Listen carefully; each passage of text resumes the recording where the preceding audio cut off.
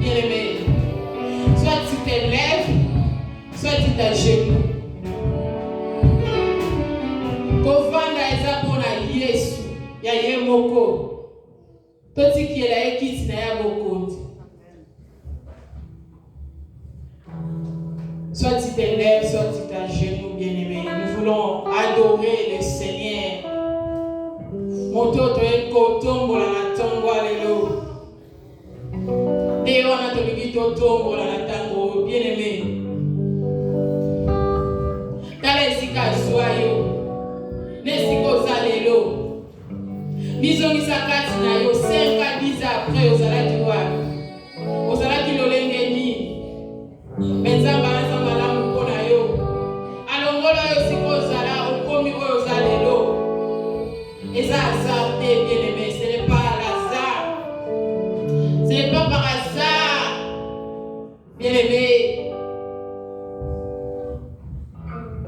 Bizongisa kati na yo. Okoki kozanga maloba te akolobela nzambe wana. Mingi bazolela. Nzambe nasala nini mpo nazwa mwana te, me yo ozwi yango na facilité. Bien-aimé, eza ngolu mpe faveur nzambe wana apesi asali yo. Tu ne manqueras pas les mots à Dieu, à ses yeux. Bien-aimé,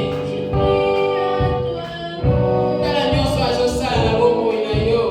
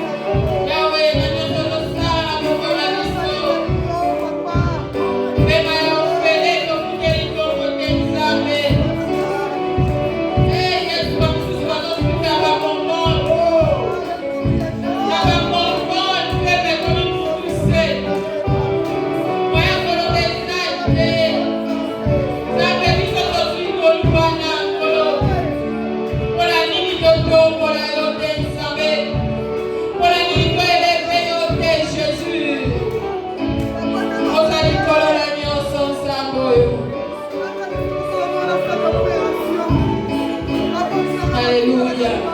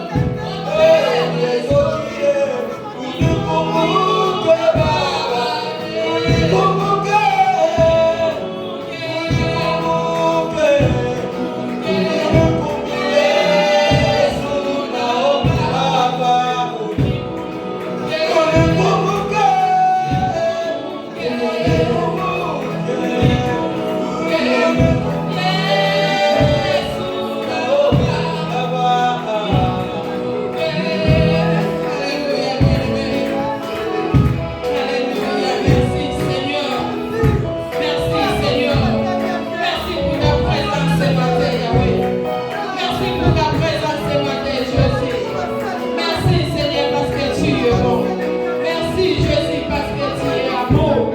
Merci pour ta fidélité, Yahweh. Merci, nous sommes bénis. Alléluia. Merci, Jésus. Merci, Jésus. Yahweh, tu as mis un problème dans la maison, tu as mis un problème qui vit sur le merci.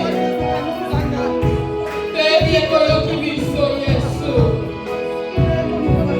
Parce que ta Bible nous dit, venez à moi, pour tout ce qui est chargé, fatigué, moi je vous donnerai du repos, Jésus. Oui, mais si parce que l'autre ne sont pas encore comme ça. Mais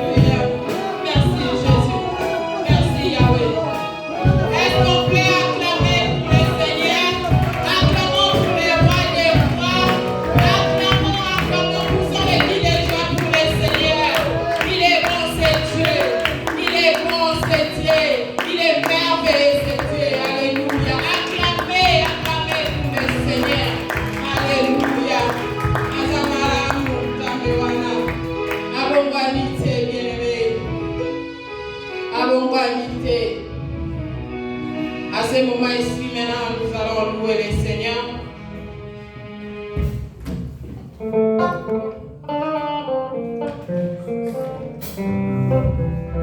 La Bible nous dit, c'est le milieu des projets d'adoration. Bien-aimé, lève-toi pour louer le Seigneur.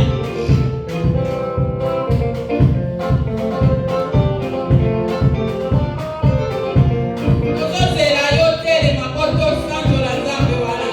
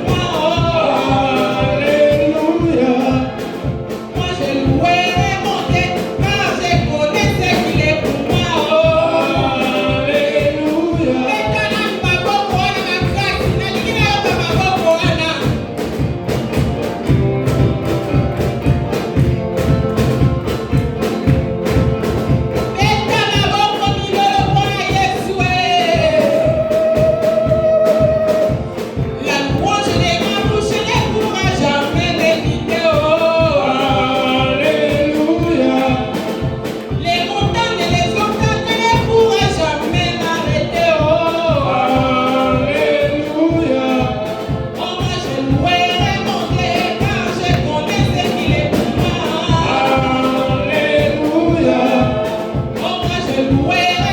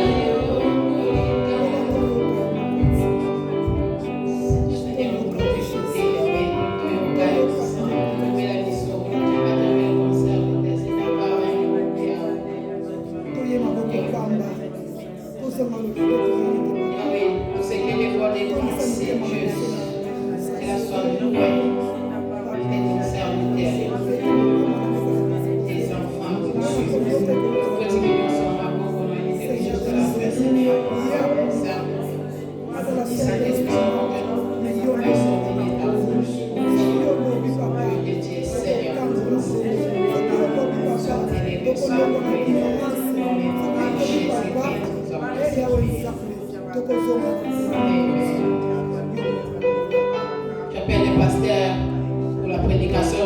Qu'est-ce qu'on peut acclamer?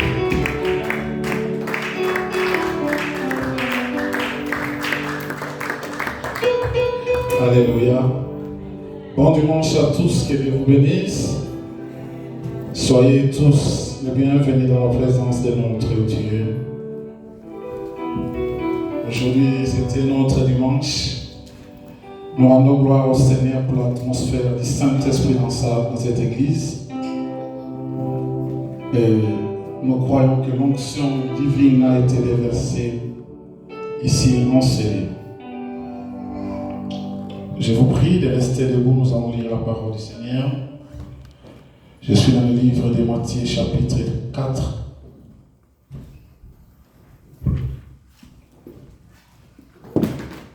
Matthieu chapitre 4, du premier verset au 11e verset, nous lisons la parole du Seigneur. La Bible dit ceci. Alors l'Esprit Saint conduisit Jésus dans le désert pour qu'il soit tenté par le diable. Après avoir jeûné pendant 40 jours et 40 nuits, il y eut faim. Le tentateur s'approcha et lui dit, « Si tu es fils de Dieu, ordonne que ces pierres se changent en pain. » Jésus-Christ répondit, « Il est écrit, l'homme n'a pas seulement besoin de pain pour vivre, mais aussi de toute parole que Dieu prononce. » Alors le diable les transporta dans la cité sainte, les plaça sur le haut du temple et lui dit, « Si tu es le Fils de Dieu, lance-toi dans le vide, car il est écrit, il donnera des ordres à ses anges à ton sujet. Ils te porteront sur leurs mains pour que ton pied ne heurte aucune pierre. Jésus lui dit, il est aussi écrit, tu ne forceras pas la main du Seigneur ton Dieu. Le diable les transporta encore sur une très haute montagne. Là, il lui monta tout le royaume du monde et leur magnificence.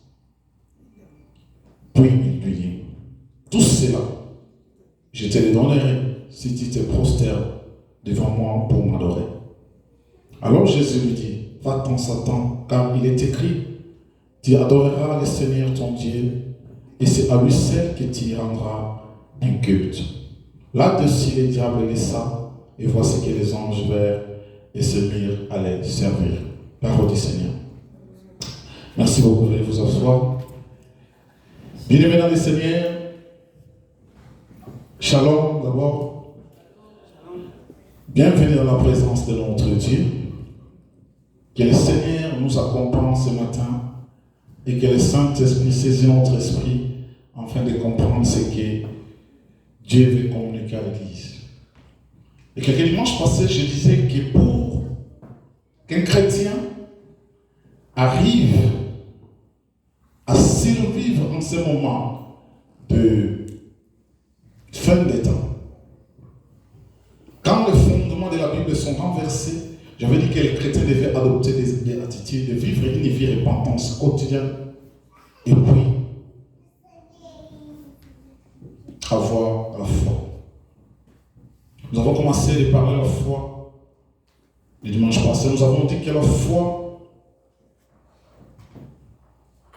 notre foi était détruite par le diable sur deux choses ou sur deux dimensions. La première des choses, c'est que le diable séduit la foi chrétienne pour l'amener à faire des choses qui sont contraires à la parole de Dieu. La foi chrétienne est séduite par le diable, par les mensonges et par les tromperies, pour faire voir aux chrétiens que notre Dieu c'est un Dieu menteur, notre Dieu n'agit pas, notre Dieu n'opère pas, et notre Dieu est un Dieu incapable.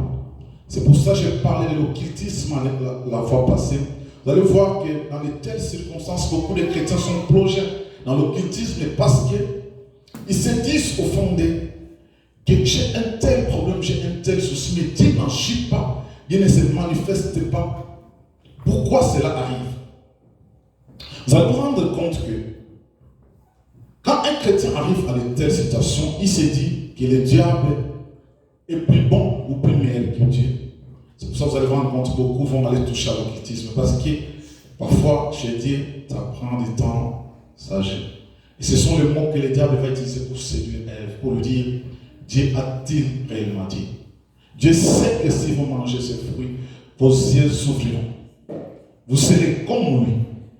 Vous allez choisir vous-même entre le bien et le mal. Ça, ce sont la séduction qui arrive. Et la Bible nous dit que dans les derniers temps, beaucoup vont abandonner la foi pour s'attacher aux esprits séducteurs. Et l'histoire d'Adam a montré qu'Adam avait tout ce que Dieu lui a donné. Adam possédait tout. Il pouvait régner, dominer, assujetti au jardin d'Éden. Mais, quand le diable arrive, quand il donne ou il dit des mots à Adam, à Ève, il comprend que si nous faisons de telles choses, nous arrivons à telle dimension. Nous devenons comme Dieu lui-même, choisissant nous-mêmes le bien et le mal. C'est pour cela que vous allez vous rendre compte que le diable, Ève a été accédée à la tentation et elle a succombé. C'est dès lors qu'il mange le fruit, c'est là qu'on se rend compte que nous étions nés. Mais auparavant, il ne se rendait même pas compte de cela. Seulement le fait de manger le fruit, c'est là qu'on se rend compte qu'ils étaient nés. Ce fruit était le fruit interdit. Un fruit que Dieu avait interdit à Adam et Ève. C'est pour cela que Dieu dit, enlevons aussi le fruit de la vie. Parce que comme l'homme connaît le mal et le bien, et s'il mangeait encore le fruit de la vie éternelle. Ça veut dire que cette personne-là devient immortelle. Il ressemble à nous. Ça veut dire que l'homme est comparable à Dieu. Mais la deuxième des choses dont j'avais parlé dimanche passé, j'ai dit, hormis la séduction que le diable utilise pour séduire plusieurs chrétiens aujourd'hui, même les serviteurs de Dieu, en nous entraînant, ou en entraînant beaucoup d'entre nous d'aller faire l'occultisme. Mais Dieu, le diable utilise encore une autre façon de faire tomber la foi chrétienne, c'est par la tentation.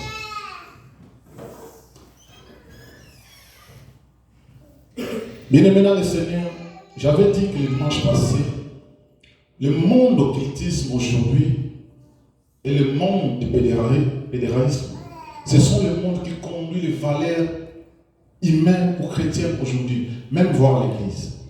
Vous avez rendu compte que beaucoup de chrétiens sont attachés à ces choses, ont abandonné la foi chrétienne pour s'attacher à ces choses. C'est ce qui leur permet, bien aimés, de vivre sous l'emprise du diable. Mais vous qui êtes chrétiens, vous avez la foi, préservez votre foi de ne pas tomber à ces pièges. Je vais raconter une histoire avant d'aborder le thème de ce matin. Le dimanche passé, je parlais sur l'occultisme, que le diable est aujourd'hui pour séduire plusieurs d'entre nous. Parce que là, quand vous y entrez, il y a le bonheur qui arrive automatiquement. Quand vous y entrez, les souffrances, c'est terminé. Ça, c'est ce qu'on fait croire aux gens. Mais la Bible nous dit que les pères des mensonges, c'est le diable, ce n'est pas notre Dieu. Ils veulent juste renverser la vérité biblique pour faire comprendre aux enfants de Dieu que le menteur, c'est Dieu, ce n'est pas le diable. Bien-aimés, garde votre foi par rapport à cela. Ma femme a une grande sœur qui habitait en Syrie. Elle était une très jolie femme, très gentille et très très belle. Cette dame avait un problème de mariage. Elle cherchait le mariage. Le mariage n'arrivait pas. Les hommes venaient, mais personne ne voulait la prendre en mariage. Un jour, un type qui vient d'Angola, la grande sœur de ma femme était déjà dans les quarantaines. Et que cet homme qui venait d'Angola accepte de se marier avec elle, c'était une joie dans la famille. Parce qu'on vit que l'âge s'est avancé, on a vu tout ce que cette femme a à en dire. Et que se marier pour elle, c'était une délivrance, c'était une bénédiction pour la famille. L'homme s'est marié avec la femme, et puis il prend la femme, ils vont aller vivre en Angola. L'homme était un occultiste. Quand ils arrivent à la maison, après quelques années, l'homme commence à obliger la femme d'intégrer ou d'entrer dans sa religion. Parce qu'on veut bien aimer dans le monde occultisme, tu ne peux pas opérer tranquillement si tu as une femme ou un mari qui pratique les valeurs chrétiennes. La Bible nous dit que les ténèbres et la lumière ne peuvent pas cohabiter, ne peuvent pas mettre ensemble. Et cette sœur-là a subi le combat. La sœur a dit que je ne vais pas trahir ma foi chrétienne pour entrer à l'occultisme. Je n'y entrerai pas. Et l'homme lui disait que si tu ne le fais pas, je vais te tuer. Ça veut dire que spirituellement, l'homme commençait à chercher la femme. Il ne trouvait pas la femme. Il commençait maintenant à chercher la femme physiquement. Il commençait à tabasser la femme. Et la grande sœur de ma femme devait quitter ses maris. Parce que c'était devenu une obligation pour elle. Mais j'ai aimé ce que cette dame va préserver. Elle dit que si elle doit me tuer, j'accepterai de mourir ici chez lui dans la maison, mais je n'entrerai jamais dans l'occultisme. Et Dieu faisant grâce. Mais vous savez, quand vous acceptez de garder les foi ou les valeurs chrétiennes en vous, bien aimé, Dieu finira par vous défendre. Mais si vous cédez, bien aimé, vous êtes devenu la proie du diable. Et cette dame a dit que je ne céderai pas. Je vais rester dans la foi chrétienne. Et je vous dis qu'après quelques temps, c'est l'homme qui va mourir. Lui qui prédisait la mort de cette femme, mais c'est lui qui va mourir. Et aujourd'hui, cette dame a subi une délivrance. Peut-être, bien aimé, ce sont les choses de ce monde qui poussent parfois les gens de trahir leur foi chrétienne pour entrer dans l'occultisme. Je voulais donner ce témoignage par rapport à ce que j'avais dit le dimanche passé. La deuxième dimension que le diable utilise pour nous, pour faire tomber les chrétiens aujourd'hui, c'est la tentation. La tentation arrive dans quel niveau ou dans quelle dimension? La Bible nous dit, dans le livre de Jean, que Dieu ne peut pas nous tenter. Même si la tentation arrivait, Dieu se fera le devoir que cela ne va pas au-delà de nos forces. Vous savez pourquoi? Parce que si la tentation arrive au-delà de nos forces, beaucoup vont succomber. C'est pour ça que Dieu ne peut pas nous tenter. Mais les tentateurs, c'est qui? C'est les diables. Tous ceux qui tentent les gens. Mais sachez très bien que c'est le diable qui vous anime. C'est le diable qui entre en vous, qui vous pousse d'aller tenter les frères et trésors, par exemple. Vous avez par exemple même les femmes qui veulent tomber les hommes de Dieu. Vous pensez que dans la chair comme ça, elle a le pouvoir de le faire. Mais quand le diable entre dans son esprit, l'anime de le faire, vous allez voir cette femme va aller tenter l'homme de Dieu pour le faire tomber. La Bible nous dit que les tentateurs prennent Jésus-Christ. Je l'ai dit le dimanche passé, sachez très bien que tout ce qui se passe dans l'esprit a des conséquences sur votre âme et sur votre chair, votre corps. Tout commence d'abord par l'esprit. Et quand nous lisons le livre de Matthieu, la Bible nous dit quoi? Jésus-Christ fut transporté en esprit. Donc, Jésus-Christ avait gêné 40 jours. La tentation ne devait pas venir dans le corps, mais ça devait partir de l'esprit. Et si dans l'esprit Christ se tombe, ça veut dire que vous et moi, bien aimés, nous ne parlons pas de la vie chrétienne ou de la vie éternelle, ou ni même de la délivrance, ni même des rachats. C'est par cet acte que Christ va racheter l'humanité. Parce qu'il a vaincu la tentation de l'ennemi. C'est pourquoi toi et moi nous sommes sauvés. Le parallélisme qui est fait entre le premier Adam et le second Adam, c'est quoi? Vous allez vous rendre compte que le premier Adam va succomber, va tomber. Et l'histoire va changer. Mais le second Adam, quand il arrive, il ne tombe pas. Il ne cède pas non plus. Il n'occasionne pas ou il ne donne pas l'opportunité au diable de le faire tomber. Parce que s'il tombe, la mission à laquelle Christ lui a envoyé, Dieu lui a envoyé, va faire quoi? Va s'arrêter là.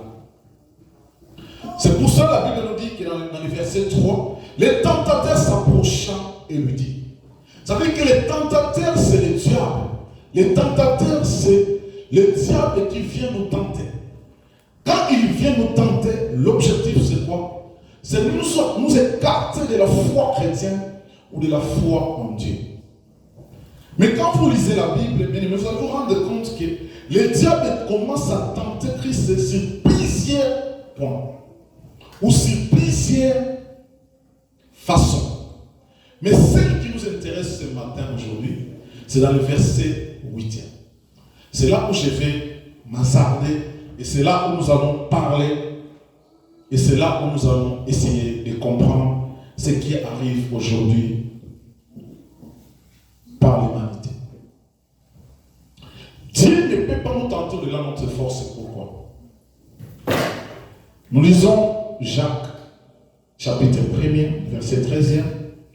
La Bible nous dit ceci, que personne devant la tentation ne dise, c'est Dieu qui me tente. Car Dieu ne peut pas être tenté par le mal. Et il ne tente lui-même personne. Donc ici, nous devons comprendre que Dieu ne peut jamais tenter un chrétien. Dieu ne peut jamais nous tenter. Mais personne ne peut dire que quand la tentation arrive, c'est Dieu qui me tente. Non. Dieu ne peut pas nous tenter parce que Dieu lui-même, la Bible nous dit, ne peut pas être tenté par les mal. Ça veut dire que quand on est tenté, ça veut veut dire qu'on veut que le mal arrive. Alors Dieu ne peut pas nous tenter par le mal. Parce que lui-même, il est contre le mal.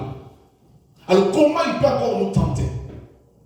Dieu ne peut pas nous tenter. Dieu ne peut pas arriver à tenter un chrétien. Et Corinthiens dit, Paul dit, que Dieu ne peut pas nous tenter au-delà, même si la tentation arrivée, au-delà de notre force, Dieu le fera. Nous lisons ça quand même.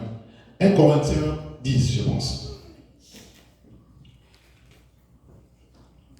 1 Corinthiens 10.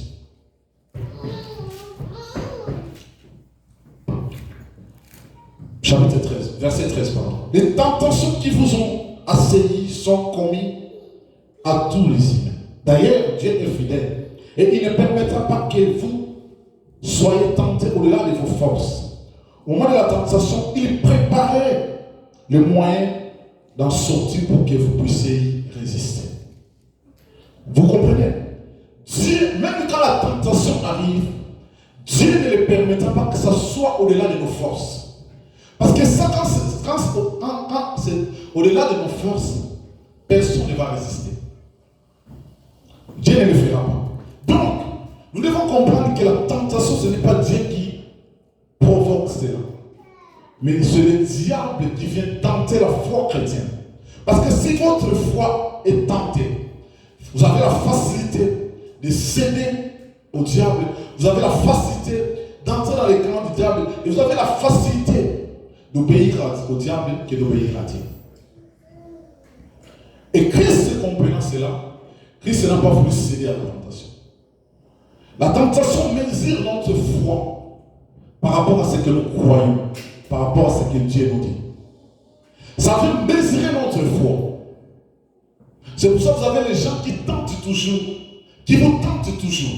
Chaque fois que vous êtes avec cette personne, vous subissez les tentations, bien aimés. Il faut fuir. Parce que vous n'avez pas, il y a des tentations qui arrivent, qui ne sera pas la dimension de votre force. Que vous allez céder. Un jour, étant humain, vous allez succomber. Revenons dans le livre de Matthieu. Mais quand le diable veut tenter Christ, bien aimé, il va tenter Christ dans une dimension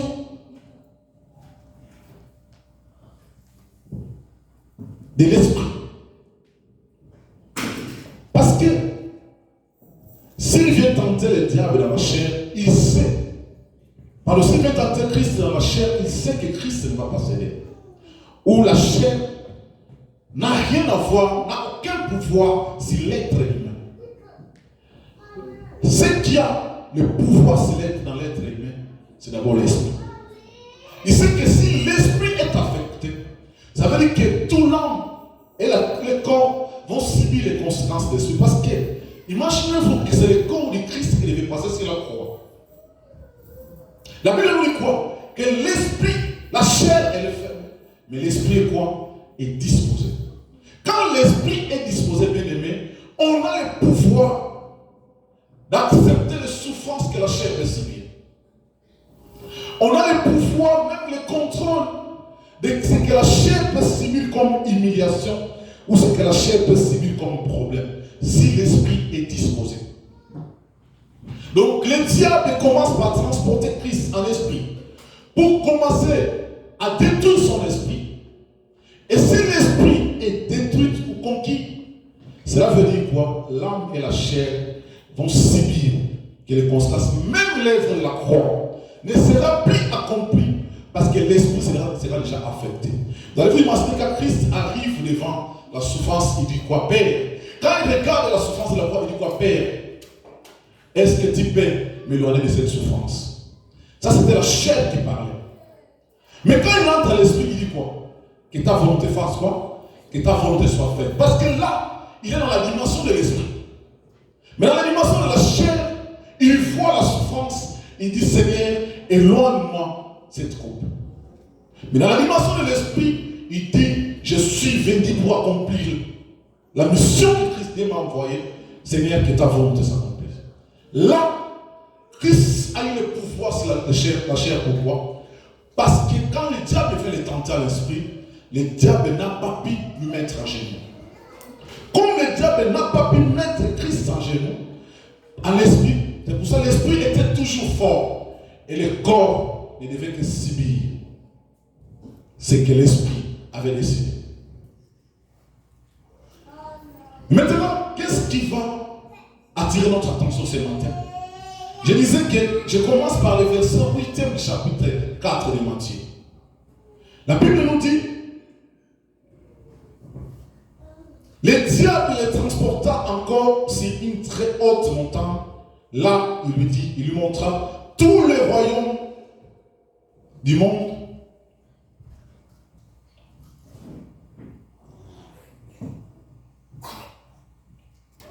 Puis il lui dit, tout cela je te les donnerai si tu te prosternes devant moi pour m'adorer.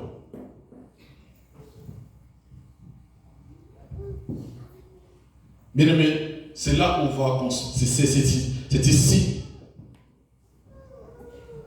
que nous allons comprendre certaines choses. Dieu, quand il prend les enfants d'Israël pour les faire sortir de l'Égypte, il a une mission qu'il donne à ses enfants. Même quand il envoie Moïse, il dit à Moïse, dis à Pharaon de laisser partir mon peuple pour qu'il parte faire quoi? Me servir. L'objectif pour lequel Dieu s'est donné, ou Christ s'est donné pour l'humanité, pour que l'humanité puisse le servir lui seul, comme Dieu. Mais vous allez vous rendre compte de ce point. Des diables qui veulent renverser l'évangile ou le fondement de la sainte doctrine demandent à Christ de faire quoi? De se prosterner devant lui et de l'adorer lui. Mais avant qu'il demande ça à Christ, qu'est-ce qu'il fait voir à Christ? Il fait voir quoi? Le monde, ses royaumes et ses autorités. Ça veut dire, vous devez comprendre ceci, que le monde est sous l'emprise du diable. Parce qu'il dit à Christ, tout ce que tu vois là, les royaumes et leurs autorités, je te donnerai tout.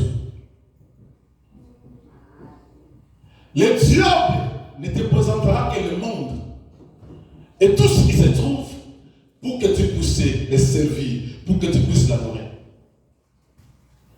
Mais maintenant, devant de telles situations, bien aimés dans le Seigneur, vous avez toute la gloire avec vous, vous avez toute l'autorité et le pouvoir avec vous, vous avez tout le monde, le royaume de ce monde avec vous. Bien aimés, vous devez avoir la dimension de la foi de Christ pour se résister. Parce qu'au cas contraire, vous allez céder. Mais Christ, la réponse de Christ, c'est quoi? Christ lui dit, va-t'en Satan, car il est écrit, tu adoreras le Seigneur ton Dieu, et ça lui c'est qui te rendra un culte. Ça c'est ce que la Bible dit. Et Christ se rappelle ça au diable, que Dieu seul mérite d'être adoré et à qui on doit rendre un culte. Ce n'est pas un homme, ce n'est pas une autre personne. Parce que faire le contraire, c'est quoi? Cela implique quoi?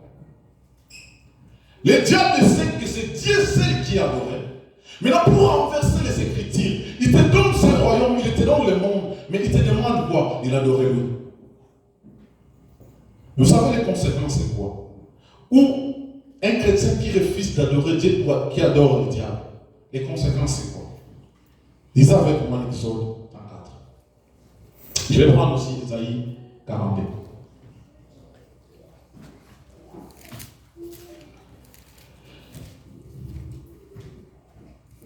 Exode 34, verset 14, la Bible me dit ceci.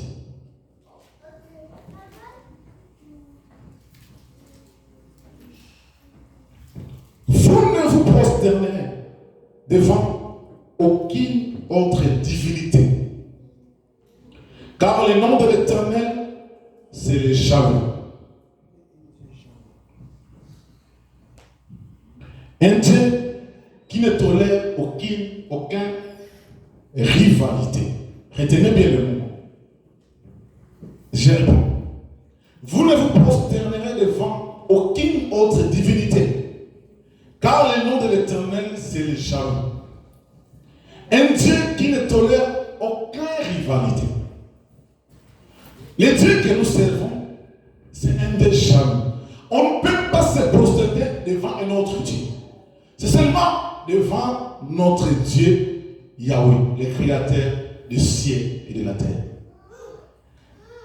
Pourquoi? Parce que Dieu ne tolère aucun rivalité. Mais le diable veut être le rival de Dieu. Écoutez Esaïe 42, ce que ça dit.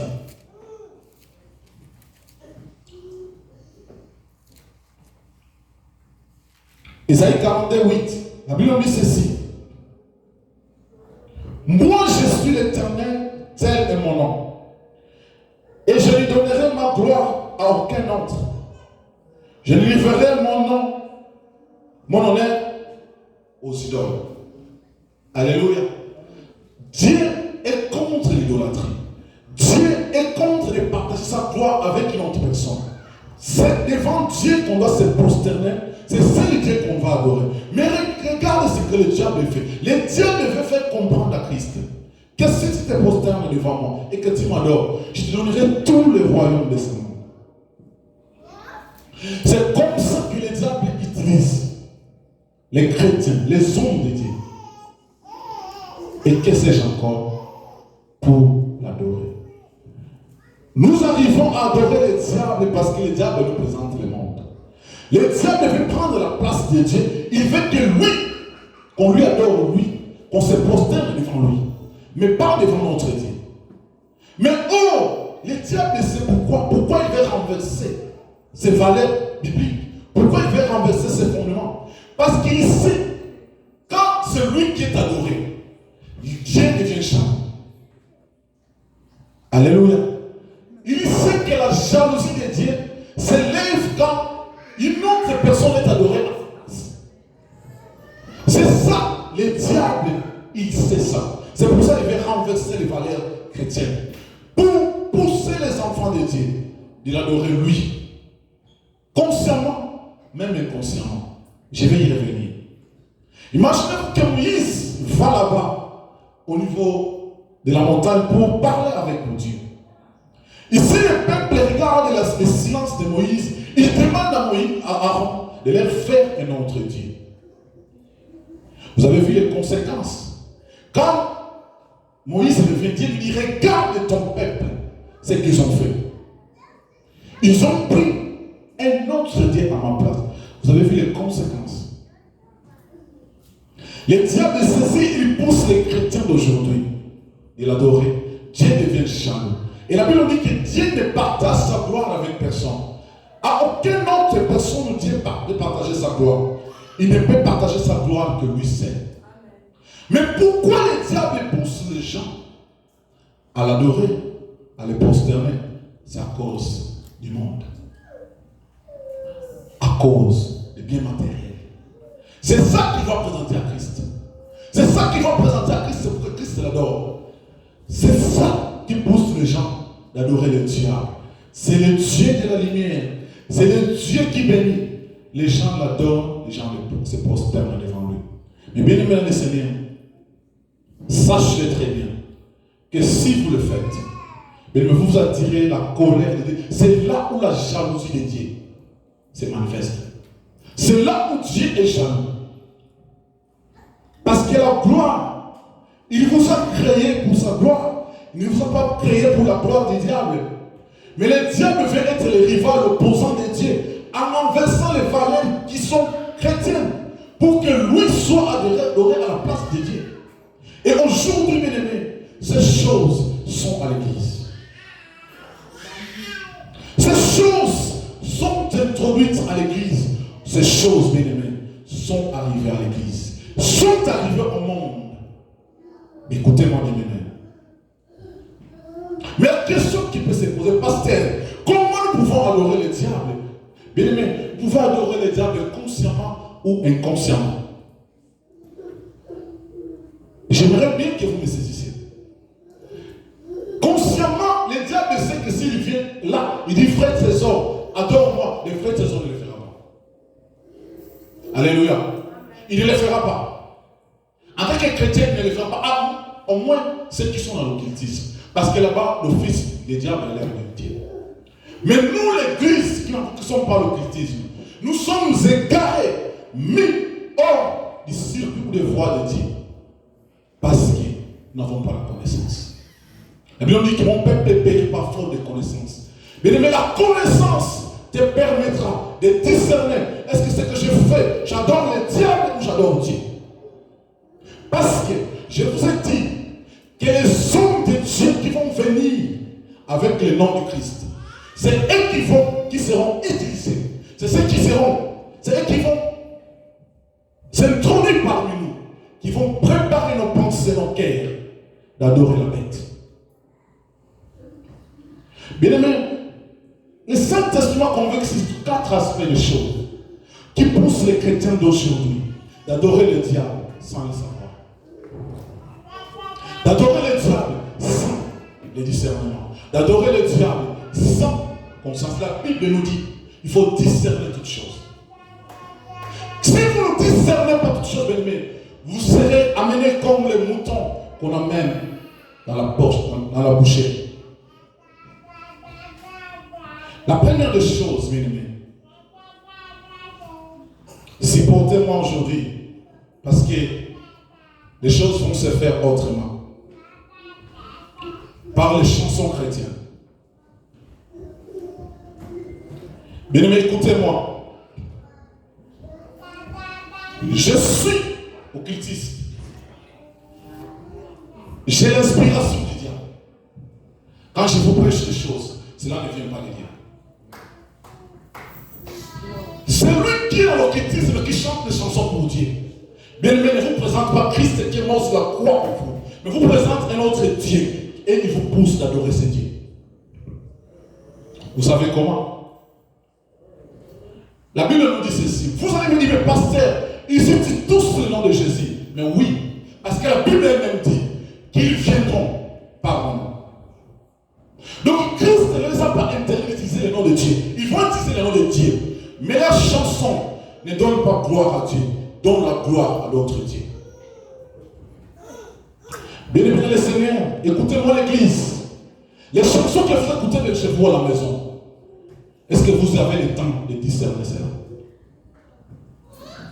Ou bien ce qui est biblicaka, il faut y aller. Mais sachez très bien que celui qui a composé cette chanson-là, s'il est occultisme, il donne gloire au diable. La mission c'est quoi? Quand lui adore le diable, ceux qui écoutent la chanson adorent aussi le diable. Il y a quelques semaines passées, une chanson qui est sortie.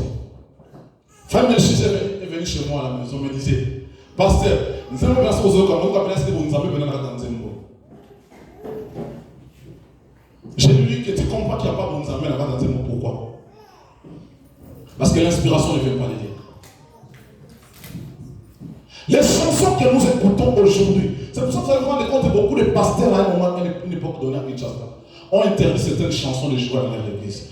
Même chez nous, mon père spirituel avait interdit certaines chansons que cela soit joué à l'église. Parce que leur inspiration n'avait aucune connotation biblique. C'était des inspirations qui venaient du monde des ténèbres pour communiquer, pour amener les peuples à adorer Dieu, adorer leur Dieu, à adorer le diable. Parce qu'eux, ils ont signé des pactes avec le diable. Comme ils ne peuvent pas partir eux-mêmes en enfer, ils poussent l'église aujourd'hui de chanter ces chansons. Mais quand vous chantez ces chansons, bien aimés, vous n'aurez pas gloire à Dieu. Le Dieu que nous servons n'est pas adoré. Le Dieu Yahweh n'est pas adoré dans ces chansons-là. Mais c'est leur Dieu, c'est leur divinité qui sont communiquées. Ou inconsciemment, l'Église adore ces dieux dans les chansons. Bien aimés dans le Seigneur,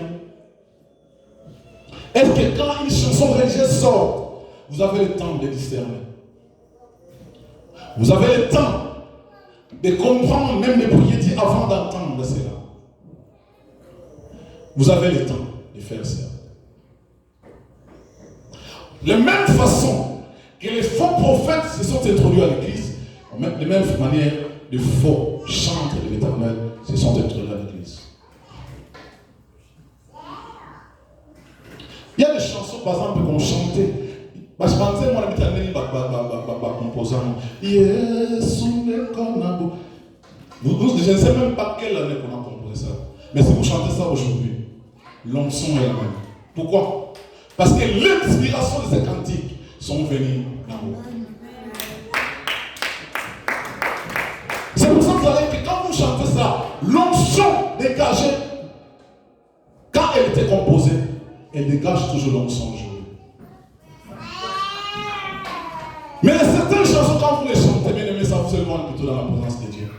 Mais imaginez-vous qu'une chanson chrétienne qui est jouée dans boîte de nuit et les gens dansent. Et vous me dites que cette chanson-là est inspirée par le Saint-Esprit. Dans une boîte de nuit, les gens sont en train de danser. Vous me dites que cette chanson-là est inspirée par le Saint-Esprit. Zwanze mwa tribunal a fait quoi? C'est bête on a boîte de nuit. Celui qui va voir la musique note. Les musées mwa tribunal. Bête on a boîte de nuit. Celui qui va voir la musique. Mais comment une chanson chrétienne qui joue dans la boîte de nuit, une chanson en train de danser? C'est quel esprit qui les anime? Pensez-vous que c'est l'esprit de Dieu? Bien aimé, les ténèbres et la lumière ne peuvent pas se mélanger ensemble. Là où il y a la lumière, les ténèbres ne peuvent pas y entrer. C'est pour ça que vous allez voir beaucoup d'églises aujourd'hui au Congo. Les pasteurs demandent au groupe d'adoration de composer leurs propres chansons. Bien aimé, la personne qui compose la chanson a des pactes signés avec le diable. Il adore son Dieu dans les cantiques. La Bible dit que notre Dieu, il siège au milieu des louanges de son peuple. Ça, c'est le Dieu Yahweh que nous servons. Mais le Dieu, comme il veut qu'il soit adoré, il demande à ses acolytes, à ses disciples de composer des chansons pour que lui soit adoré. Mais quand vous chantez cela, automatiquement vous adorez son Dieu à lui. C'est pour cela que je n'aime pas les gens qui disent Nzambe à pasteur Jacques. Fais-moi le monologue. Tu sais de quel Dieu moi je sais. Je te pousserai d'adorer un autre Dieu que toi t'imagines que moi je sers. Il faut arrêter de dire des paroles que le Nzambe à pasteur est tel. Parce que tu ne sais pas quelle divinité que ce pasteur-là sert. Tu risqueras d'adorer des diables sans le savoir. C'est pour ça que vous allez vous rendre compte qu'aujourd'hui l'église, il y a des problèmes. Il y a certains problèmes qui arrivent à l'église. Ce sont les problèmes d'ordre spirituel. Parce que l'esprit des enfants de Dieu sont rendus captifs par ceux qui adorent et qui se prosternent devant le diable. Inconsciemment, nous sommes poussés, bien-aimés, d'adorer, de chanter ces chants cantiques, sans le savoir que nous donnons gloire au diable et non à Dieu. Est-ce que vous avez un esprit de discernement pour discerner que les chansons que vous chantez sont inspirées par Dieu? Vous n'avez pas le discernement, bien-aimé. Je vous ai dit que ce programme a l'objectif que l'Église subisse une délivrance spirituelle. Frère Paul, composez mon église. Vous avez belé. Parce que du moins, on est sûr de la spiritualité de Frère Paul.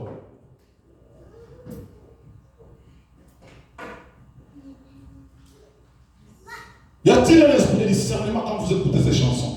Est-ce que vous avez un esprit de discernement pour comprendre que cette cantique vient de Dieu? Ce qui se fait dans le monde éternel, bien-aimé, on n'a pas la connaissance. C'est pour ça que nous sommes aveuglés. Nous sommes poussés d'adorer le diable sans le savoir. Parce que c'est ça l'objectif. C'est de rendre notre décharge. C'est de renverser les fondements. Bien-aimé dans le Seigneur, la Bible le dit qu'il y aura parmi vous les faux prophètes. Là où il y a les bons, il y a toujours des faux.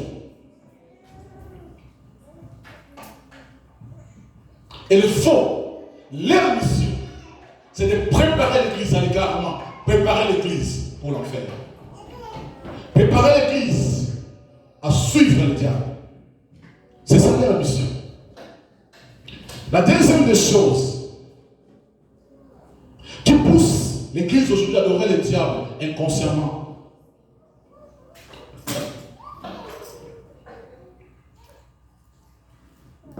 ce sont des fêtes conventionnelles.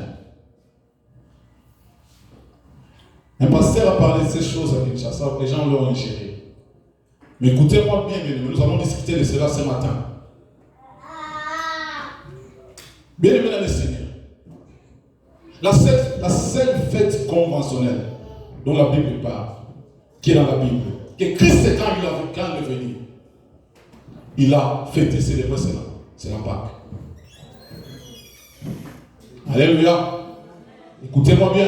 Je vais choquer quelqu'un ce matin, mais vous devez supporter la vérité.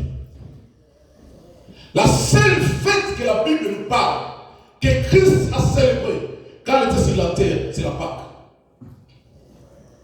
Les autres fêtes, bien aimés, n'ont aucun soubassement biblique. C'est lui qui a le verset biblique qui me prouve le contraire. C'est pour ça que je vous demande, bien aimés, ne suivez pas tout. Ne suivez pas tout, bien aimé. Un pasteur a dit au Congo que Noël c'était une fête diabolique. On a voulu le lapider. Mais vous lisez la Bible, donnez-moi un verset qui parle de Noël. Personne ne va le contredire parce qu'il n'y en a pas. Quand est-ce que Christ est né dans ta vie?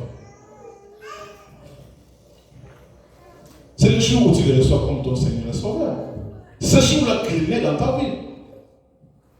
Bien aimé dans le Seigneur, je vais vous donner quelque chose que vous allez comprendre. Nous sommes ici aux États-Unis. Savez-vous que le mois d'octobre, on célèbre la fête d'Halloween ici aux États-Unis? Vous le savez? Écoutez-moi bien. Est-ce que vous le savez? La fête de Halloween, on célèbre qui? Les démons, les sorciers, maman Ginette. Mais observez les maisons ici aux États-Unis. Regardez, les mêmes gens qui célèbrent Halloween, quand Noël vient, ils font quoi? Bien aimé, pensez-vous que quelqu'un qui est dans la lumière peut célébrer et la fête des démons et la fête de naissance de Christ? Quelqu'un me comprend? Bien aimé dans le Seigneur, tout ce qui brille n'est pas de l'or. Mais pourquoi ne célèbrent pas la fête de Pâques? Vous savez, les États-Unis, on n'a pas décoré la fête d'Halloween, on n'a pas décoré la Noël. Mais Pâques, pour n'a pas fait le thé, la remontée.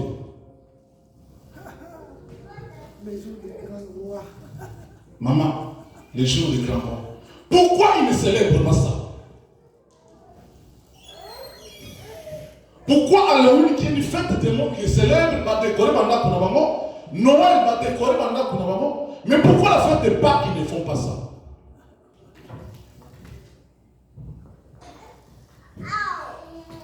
Je prends un autre exemple.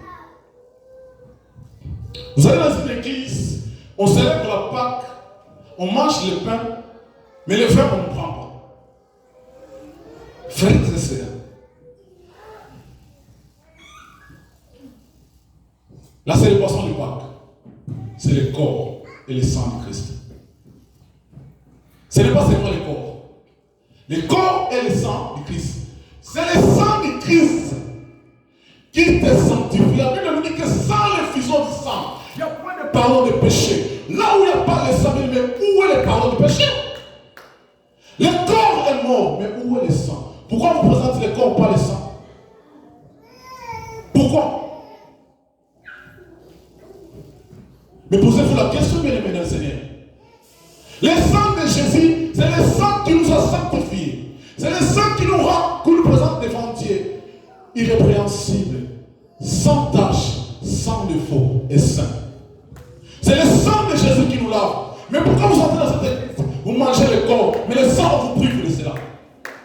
Parce qu'on ne veut pas que le salut soit complet. Alléluia. On ne le fait pas. On vous présente le corps, mais le sang, on ne vous présente pas. qu'ils savent qu'en mettant le sang et le corps, c'est ça que nous nous souvenons des lèvres de la croix. Son corps a été tué et son sang a coulé. Bien-aimés, sortez des milliers de ça. Tout ça ne donne pas gloire à Dieu.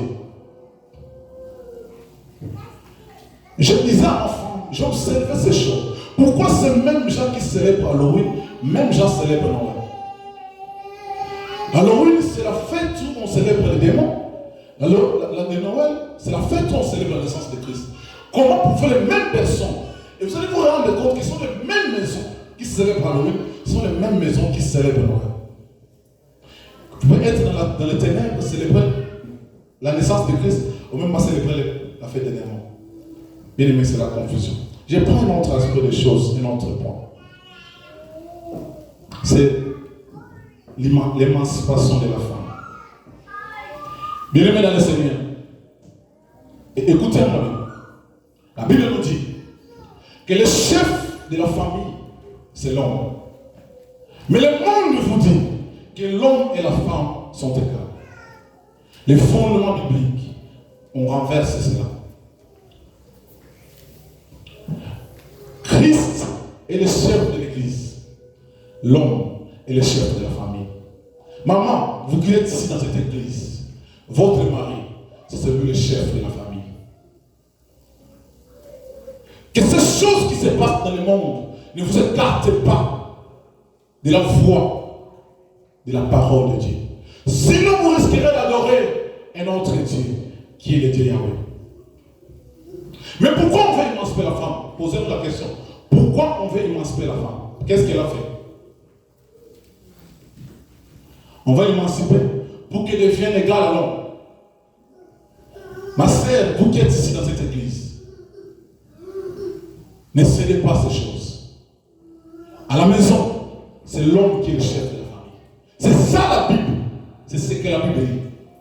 C'est l'homme qui est le chef de la famille. C'est pour ça que vous allez vous rendre compte que moi, Jacques, je ne suis pas dans ces choses des conventions mondiales. Le monde s'est convenu qu'on doit célébrer Noël le 25. Vous ne le verrez jamais dans cette église. Vous ne verrez jamais dans cette église, moi, être dans les conventions, dans les dates conventionnelles de ce monde. Parce que je ne sais pas, ils ont quel soubassement. Mais si ces dates-là n'ont pas de soubassement biblique, nous ne célébrons ni la naissance de Dieu, mais nous célébrons la naissance de notre Dieu. Et le monde nous pousse de faire quoi? D'adorer ce Dieu. Sans inconsciemment.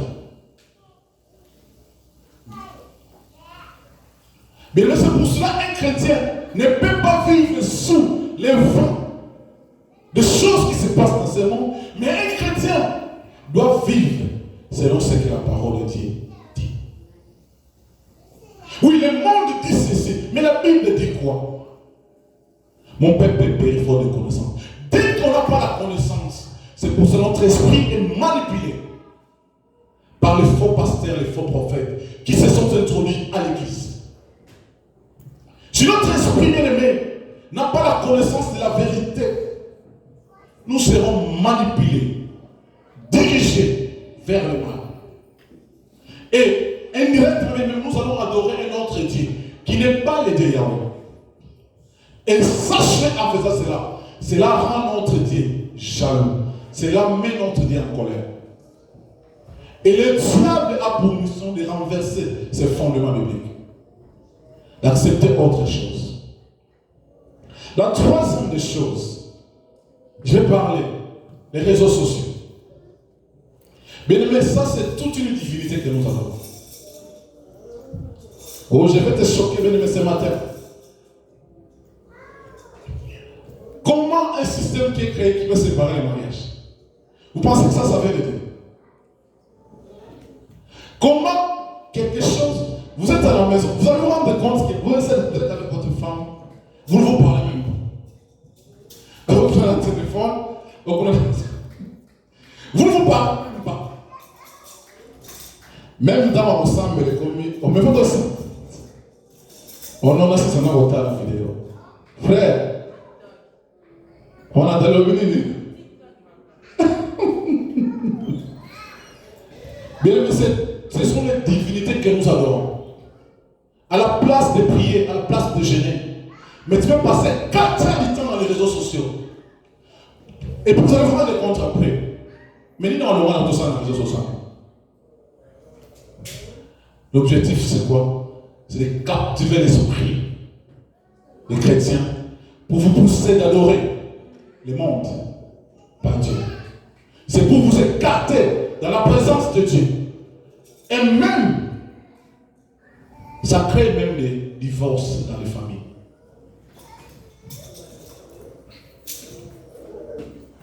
Ça crée même des divorces dans la famille. Imaginez que l'homme a besoin de la femme, ou la femme a besoin de l'homme. Mais l'homme se rend compte que la femme est toujours dans les réseaux sociaux. Et la femme se rend compte que l'homme est toujours dans les réseaux sociaux. Les conséquences, c'est quoi? C'est le divorce, c'est l'infidélité qui entre dans la famille. Au moment où l'homme a besoin de la femme est concentrée dans les réseaux sociaux. Bien aimé, c'est toute une divinité que nous sommes en train d'adorer sans le savoir. Le pasteur Carlo me disait un jour, paix à son âme, mon fils, j'ai pénétré le mystère des réseaux sociaux. J'ai compris que c'est un Dieu qui a été établi pour que nous adorons. Moi-même, personnellement, je ne suis pas dans les Facebook. Même WhatsApp, ma femme m'a fait comme ça pour que ça.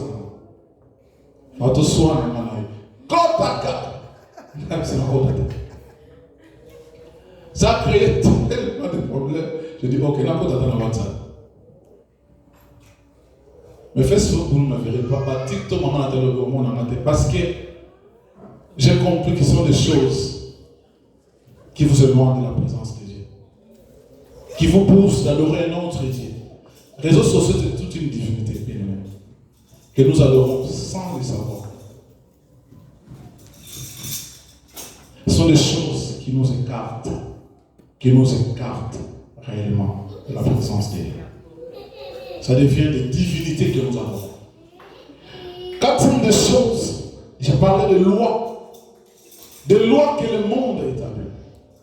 Il y a quelques jours passés, je suivais des informations ici aux États-Unis. Est-ce que vous savez qu'à l'État de New York, la Cour suprême vient d'autoriser la port des armes, même en dehors de la maison? Est-ce que vous le savez? La Cour suprême des États-Unis vient d'autoriser que les habitants de New York peuvent utiliser leurs armes, même en dehors de la maison. Ça veut dire qu'à New York, on peut se retrouver avec un frère au marché. Tu fais quelque chose qui ne vous plaît pas. Je peux sortir mon arme et éliminer cette personne. Mais nous voyons le monde là où le monde nous amène. Ça commence, l'homosexualité a commencé à être approuvée étape par étape. Ça commence à New York. C'est la capitale mondiale. Ça va arriver dans l'autre état. Où la vie humaine bien-aimée n'a plus de valeur. Mais que la Bible nous dit que vous ne tuerez pas. Tuer quelqu'un que Dieu a créé à votre image, bien-aimé, c'est de l'abomination par rapport à la parole de Dieu. Et la Bible nous dit que dans les derniers jours, l'amour de beaucoup va se refroidir. Ça veut dire que celui qui porte l'arme avec lui, il porte l'arme pour qui? C'est pour son frère, non, c'est pour sa sœur. Ça veut dire qu'on brise l'amour en lui. Ça veut dire que si le frère ont fait quelque chose de mal, je vais le tuer. Facilement comme ça. On refroidit l'amour à nos ennemis. Ce ne sont pas des valeurs qui sont spirituelles. Ce sont des valeurs démoniaques et diaboliques. Et on pousse l'église aujourd'hui de faire des choses qui sont contre la parole de Dieu. L'amour des chrétiens aujourd'hui même est refroidi par rapport aux lois que le monde vote. Et ces lois nous sont imposées. C'est pour ça que je demande à l'église, nous qui sommes aux États-Unis, maman, papa, bibi n'a pas marché. Que n'est la kimia, zone la kimia. Au moment de provocation, bien aimé dans le Seigneur, évite la tentation. Je vous dis que dans ces pays, les gens vont se tuer comme ça. Aucun marché, bien aimé, tu vois quelqu'un qui te provoque, pardon, bien aimé, retire-toi. Préserve ta vie. Parce que la haine est en train de monter. La haine est en train de monter.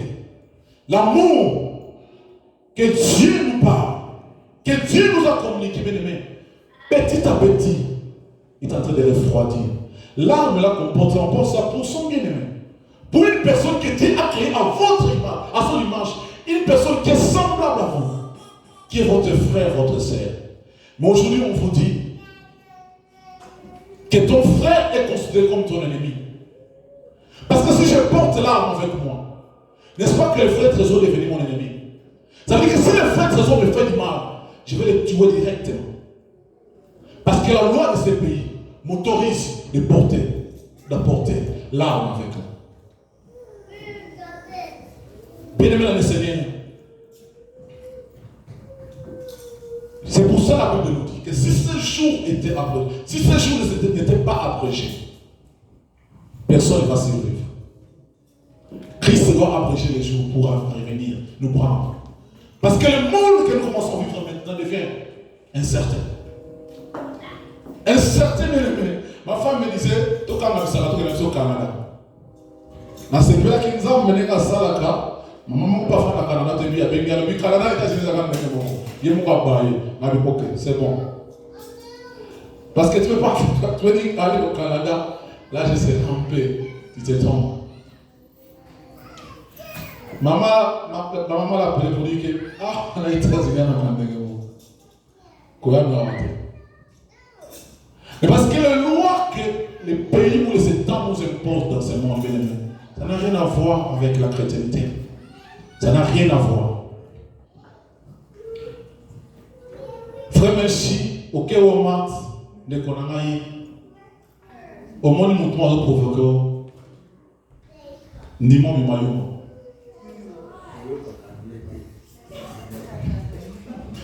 Ni moi, ni moi. Ce que je vous dis, les choses vont aller dans tous les sens.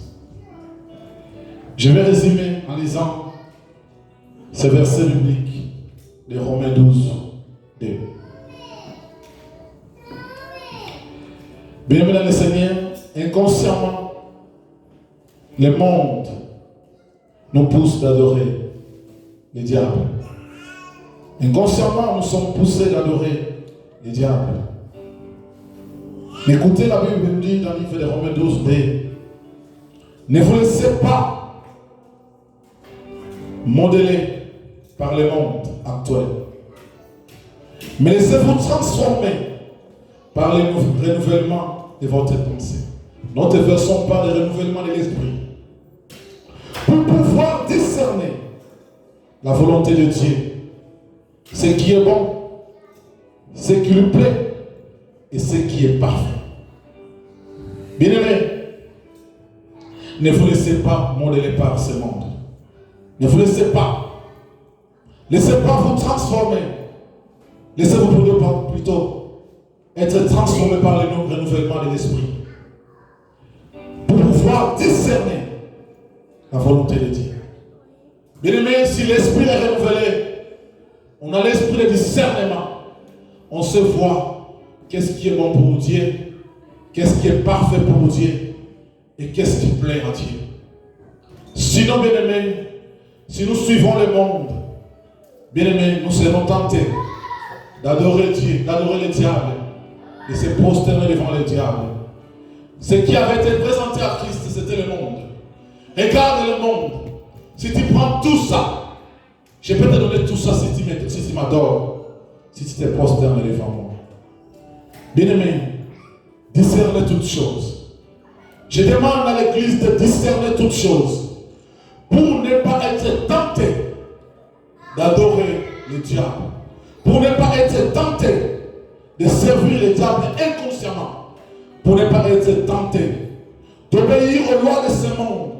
Mais ces lois vous poussent d'adorer les diables, non pas d'adorer Dieu. Les lois ou les dates conventionnelles de l'aimer vous poussera de chanter pour la gloire du diable et non pas pour adorer Dieu. Que le Seigneur vous bénisse. Nous allons nous tenir debout, nous allons prier. Bien-aimés, nous sommes arrivés à un niveau où